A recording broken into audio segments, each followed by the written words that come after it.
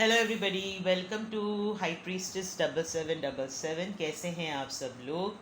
मैं आ गई हूँ एक और फ्रेश रीडिंग के साथ, और आज की रीडिंग में हम चेक करेंगे कि what do they want to say. आपके पर्सन आपसे क्या कहना चाह रहे हैं, या तो कहते हैं, या फिर आप ये बातें सुनना चाह रहे हैं, या फिर उन ये बातें उनको वो कहना चाहते हैं लेकिन कह नहीं रहे हैं। तो हम सिर्फ ये चेक करेंगे क्या सिचुएशन है, क्या स्टेज फेज़ है, ये नहीं, लेकिन what do they want to say, वो आपको क्या कहना चाहते हैं, कुछ बताना चाहते हैं, कुछ एक्सप्रेस करना चाहते हैं। ये टाइमलेस, जनरल और कलेक्टिव रीडिंग होगी। जब कभी भी आपकी नज़र से गुजरेगी तो ये आपका उस वक्त का मैसेज होगा। मैसेज वही लीजिएगा जो लगे आपको अपनी सिचुएशन से मैच करता हुआ। टैरो में ये मैसेजेस आए हैं, सब अपने ऊपर इम्पोज मत कीजिएगा और इनकी बेसिस पर कोई फाइनल डिसीजन भी मत बनाइएगा। हमेशा अपनी प्राइवेट रीडिंग लें, मुझसे लें या किसी और से लें, और जब आपको तसल्ली हो जाए कि आपने तमाम इन्फॉर्मेशन गैदर कर ली, तभी आप किसी कंक्लूजन पर पहुंचिएगा। डिस्क्रिप्शन बॉक्स में मेरा नंबर मौजूद है। आप एक सिंगल क्वेश्चन भी पूछ सकते हैं, बिकॉज रमज़ानों में मैं सिंगल क्वेश्चन का आंसर दे रही हूँ, वरना आप डिटेल रीडिंग भी ले सकते हैं, और डिटेल रीडिंग रमज़ानों के बाद होगी। ठीक है, चलिए जनाब, what do they want to say, वो क्या कहना चाहते हैं। What do they want to say, आपके पर्सन क्या कहना चाहते हैं। Grounding, stability and security, performance, growth, endurance. Cut down, cutting out, separation, stop the pattern, silent treatment. Okay. Death, the relationship is over, no second chances, grow and transform, what is dead is dead. Alright. engagement rings, higher commitment, eternity, partnership and union completion। बहुत ही extreme mood swings जिसे कहते हैं ना, बहुत ही extreme level के, कि एक तरफ तो बिल्कुल अपने आप को बदल देने वाली बात, और एक तरफ बिल्कुल ख़त्म कर देने वाली बात, फिर दोबारा से कुछ सोचने की बात, और फिर एकदम से ख़त्म कर देने वाली बात। आपके पर्सन जो हैं वो बोलते नहीं होंगे कि कहीं आपको बुरा ना लग जाए, लेकिन उनको लगता होगा कि आपको थोड़ा सा हल्का होने की ज़रूरत है, नीचे आने की ज़रूरत है, आप मगरूर हैं विद द ग्राउंडिंग।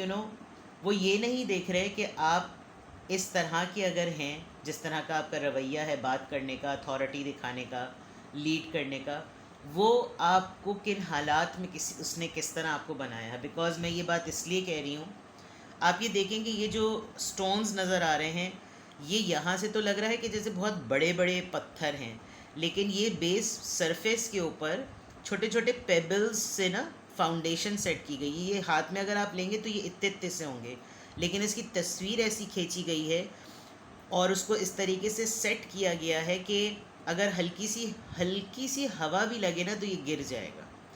तो ये जो स्टेबिलिटी आपने अपनी लाइफ में अटेम्प्ट की है, हासिल की है, वो ऐसे ही नाजुक हालात से गुज़र के हासिल की है, जिसकी वजह से आपके पर्सन आपको कलेक्टिवली एक बहुत ही रिजिड, एक स्टबन पर्सन के तौर पर देखते हैं, और वो आपको यही कहना चाहते हैं कि आप थोड़ा सा अपने आप को नीचे ले आएँ, क्योंकि आप चीज़ों को पुख्ता करने में और उनको मजबूत करने में, अपनी परफॉर्मेंस में, अपने काम में, अपनी ग्रोथ में, अपनी मुशक्क़तों में आप इतने ज़्यादा डेल्व हैं, इतने ज़्यादा इंडल्ज हैं, इतने ज़्यादा डूबे हुए हैं कि आपको सराउंडिंग नज़र नहीं आती। ठीक है, एक ये बात आपके पर्सन आपकी पर्सनालिटी की नोटिस करके आपको कहना चाहते हैं। दूसरा ये कि वो एक तरफ ये भी चाहते हैं कि कट कर दो वो तमाम चीज़ें जो हमको सेपरेशन की तरफ रखती हैं, और वो बहुत सारी ऐसी चीज़ें जो बार बार उनसे रिपीट होती हैं, स्टॉप द पैटर्न, उनसे बहुत सारी चीज़ें जो बार बार रिपीट हो जाती हैं, वो किसी तरीके से ख़त्म करना चाहते हैं, जो बार बार आप दोनों को साइलेंट ट्रीटमेंट पर ले जाती हैं, आप दोनों एक दूसरे से खामोश हो जाते हैं, आप दोनों एक दूसरे से बात करना बंद कर देते हैं, वो इस चीज़ को कट डाउन करना चाहते हैं। अब ग्रेजुअली हो ये रहा है कि ये चीज़ बढ़ते बढ़ते उस स्टेज पर आ गई है कि अब किसी एक इंसान ने ये सोच लिया है कि अब हमारे रिश्ते में बिल्कुल तमाम चीज़ें ख़त्म, जो ख़त्म हो गई, बिकॉज़ कितनी दफ़ा मौका दिया जाए। और नो सेकंड चांसेस से ये बिल्कुल क्लियर है कि आपके पर्सन ने ये अग्ज़ कर लिया है, ये बात समझ ली है कि वाकई अब मुझे दूसरा चांस नहीं मिलेगा। तो वो आपको यही कहना चाह रहे हैं कि ठीक है, तुम भी ग्रो करो, मैं भी ग्रो करूँ, मैं भी ट्रांसफॉर्म हूँ, तुम भी ट्रांसफॉर्म हो, बिकॉज जो गुजर गया है वो तो गुजर गया, what is dead is dead. मैं उन चीज़ों को ठीक तो नहीं कर सकता, मैं उन चीज़ों को फिक्स तो नहीं कर सकता, लेकिन करना तो इनको ही है। अब अगर इनको सेकंड चांस मिलता है तो डिपेंड करता है कि अब ये आपके साथ रिलेशनशिप में जाना चाहते हैं। हो सकता है आपने इनको कोई बात कही हो, आपने कहा हो कि हमारे दरमियान इस तरह के पैटर्न्स ठीक नहीं हैं, अगर बार बार हमारे दरमियान इसी तरह की चीज़ें होती रहें तो फिर ये रिश्ता नहीं चल सकेगा। मेरे पास और भी ऑप्शंस हैं, मुझे फाइनल क्लोजर दो, वरना फिर मैं आगे बढ़ूं। और इसी वजह से अब आपके पर्सन ये आपको कहना चाह रहे हैं कि है तो उनके लिए ये बहुत मुश्किल, but what is over that is over. And higher commitment में उनके जहन में तो यही है कि वो आपको इंगेज कर लें, वो आपके साथ ऑफिशियल रिलेशन में आ जाएं, वो कोई ऐसी चीज़ कर दें जिससे उनका और आपका रिश्ता पुख्ता हो जाए, जो कि इंगेजमेंट एक बहुत स्ट्रॉन्ग चीज़ होती है। वो पार्टनरशिप में आ जाएं, वो यूनियन में आ जाएं, वो मुकम्मल हो जाएं, ये तमाम चीज़ें वो आपको कहना चाहते हैं। लेकिन आप दोनों के दरमियान कोई ऐसा पैटर्न ज़रूर है जिसकी वजह से ये तमाम मुश्किलात आप लोगों को फ़ेस करनी पड़ रही हैं। अगर मैं उनके एंड पर ये चीज़ें लूँ और उनके एंड पर आपको एक तरीके से नरेट करके बताऊँ, तो वो लिटरली आपको चाहते हैं कि आप थोड़ा सा अपने आप को फ्लेक्सिबल कर लें, थोड़ा सा आप अपने आप को ग्राउंड कर लें, थोड़ा सा अपनी स्टेबिलिटी में उनको भी स्पेस दे दें। वो तमाम चीज़ें जो कि आप दोनों के दरमियान खामोशी का सबब बनती हैं, वो चाहते हैं कि ये चीज़ें जो हैं वो ख़त्म हो जाएं। अगर उनसे ये पैटर्न रिपीट होता है तो आप इग्नोर कर दें, अगर आपसे ये पैटर्न रिपीट होता है तो वो इग्नोर कर दें। इस रिलेशनशिप को ख़त्म होने से बेहतर है दूसरा चांस दे दें। ये रिश्ता अगर ख़त्म हो गया है तो बिल्कुल ही ख़त्म हो गया है, कि इसमें दूसरा चांस नहीं मिल सकता। अगर हमने ग्रो करना है, हमने ट्रांसफॉर्म करना है, तो क्या ये जो चीज़ डेड हो गई है, क्या ये डेड ही हो गई है? वो अभी भी आपके साथ एक इंगेजमेंट फ़ेज़ में आना चाहते हैं, वो हायर कमिटमेंट में आना चाहते हैं, लेकिन किस तरह से किया जाए ये चीज़ें उनको समझ में नहीं आ रही। तो कुछ वो अपनी तरफ से भी देख रहे हैं, कुछ वो आपकी तरफ से भी देख रहे हैं, कुछ वो अपनी तरफ से भी चाहते हैं, कुछ वो आपकी तरफ से भी चाहते हैं, ये वो कहना चाहते हैं। Let's see what do they want to say, what do they want to say. आपके पर्सन आपसे क्या कहना चाहता है? What do they want to say, what do they want to say, what do they want to say, what do they want to से।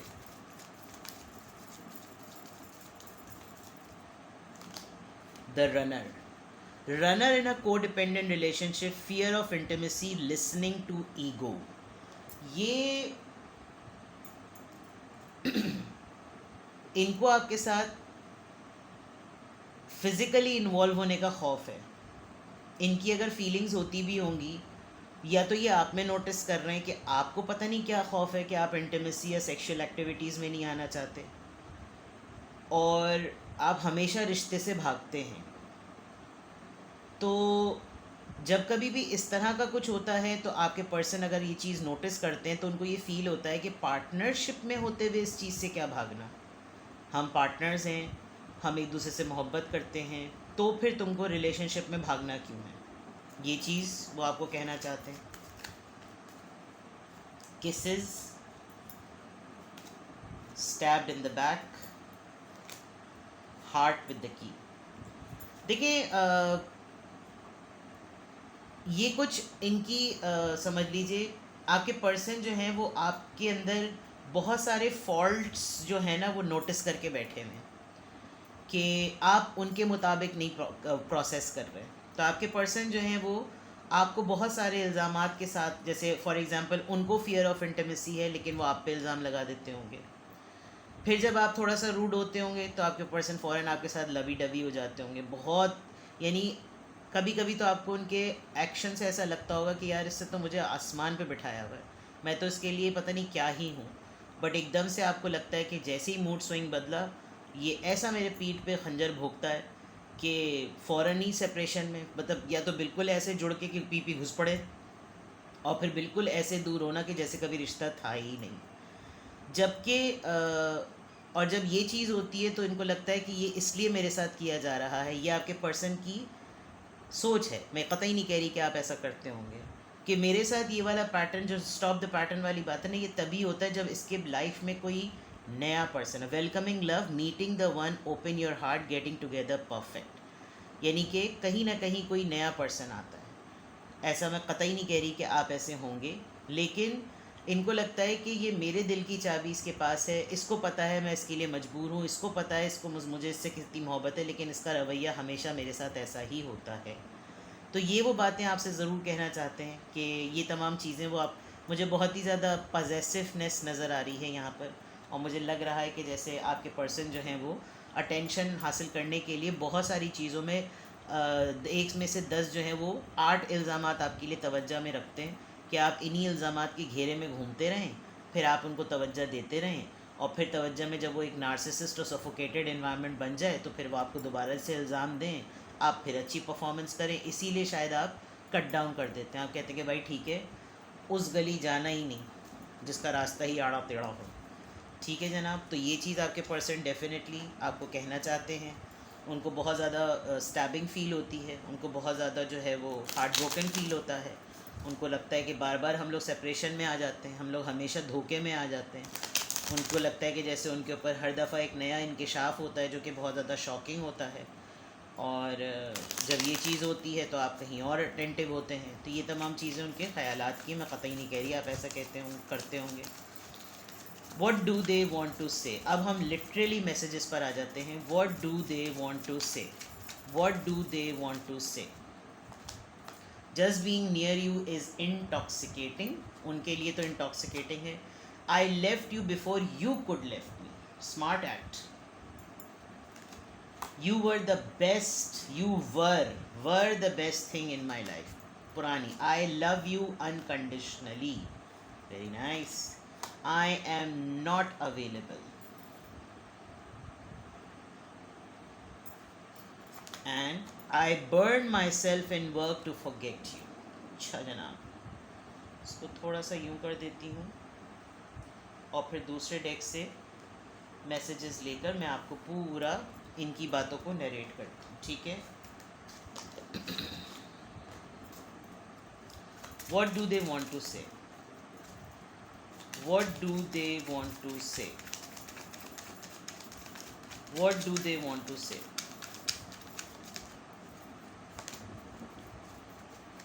What do they want to say? आपके person आपसे क्या कहना चाहते हैं?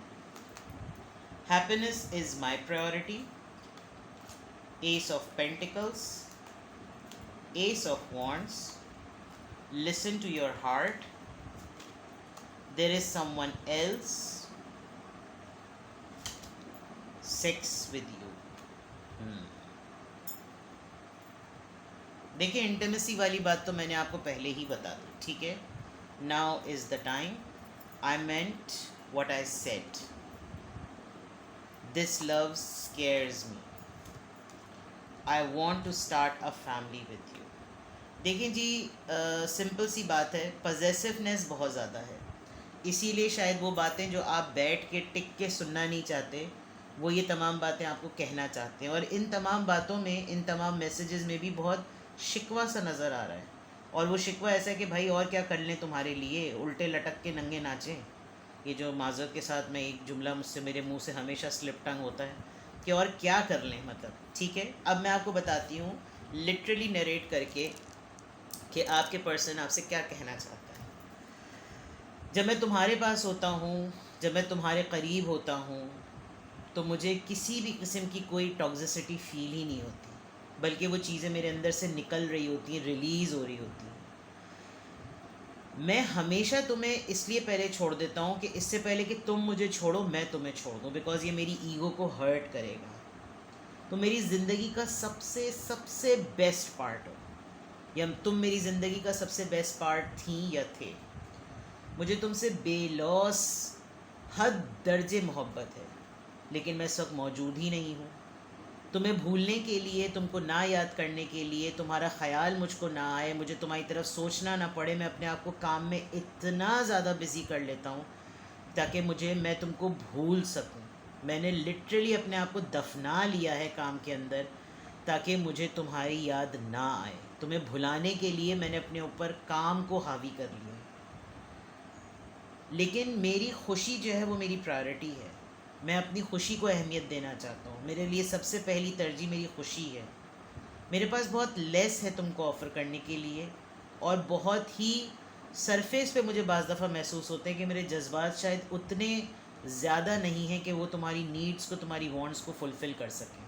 फिर भी तुम अपने दिल को सोचो, फिर भी तुम अपने दिल की सुनो। क्या कोई और है हमारे दरमियान?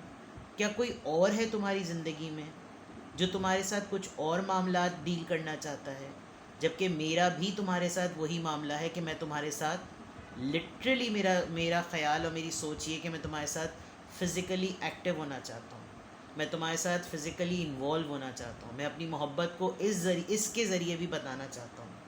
लेकिन ये मोहब्बत अब मुझे डराती है। इस मोहब्बत से अब मुझे डर लगता है, और मुझे लगता है कि ये वक्त नहीं है। तुम्हारा हर दफ़ा ये कहना अभी ये वक्त नहीं है, शायद इस चीज़ से तुम्हें खौफ आता है, सही खौफ आता है, अभी ये वक्त नहीं है। लेकिन मैं जो कह रहा हूँ वो मैं कह रहा हूँ। जो मेरी बात है उसमें उतने ही मायने हैं। मैं अपनी बात पर कायम हूँ। मैंने जो कहा है मैं उस बात को पूरा करूँगा, क्योंकि मुझे तुम्हारे साथ फैमिली स्टार्ट करनी है। राइट? मुझे ऐसा लग रहा है कि आपके पर्सन जो हैं अभी तक ऑफिशियल कमिटमेंट में नहीं हैं, लेकिन आपसे वो डिमांड एक बिल्कुल हस्बैंड या वाइफ़ की तरह कर रहे हैं। तो आपने अगर उनके साथ कोई बाउंड्री सेट की हुई है तो बिल्कुल ठीक है, क्योंकि वक्त से पहले now is not the time, वो वाली बात है। तो हकीकत है आप अपनी इस बाउंड्री पर बिल्कुल ठीक हैं।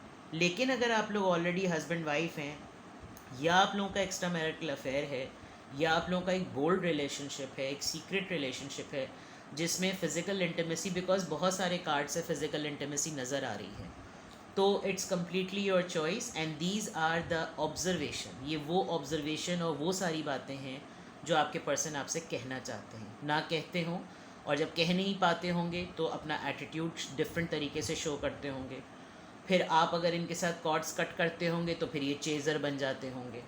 फिर चेजिंग करते वक्त जब आपको लगता होगा कि नहीं ये मुझ में सीरियस है, फिर ये अपना रवैया फिर बदलते थे, बिकॉज इन्होंने क्लियरली कहा है कि I left you before you could leave me. तुम मुझे छोड़ो इससे पहले फर्स्ट में आ जाऊँ, मैंने ट्रॉफ़ी जीती तुमको मैंने छोड़ के। तो sometimes very childish act, sometimes very mature act, sometimes full of romance act, sometimes full of intimacy act. ठीक है, ये थी वो बातें जो आपके पर्सन आपसे कहना चाहते हैं। कुछ भी आपसे रेजोनेट करें मुझे कमेंट सेक्शन में बताएं, और अपना बेहद ख्याल रखें। Bye bye.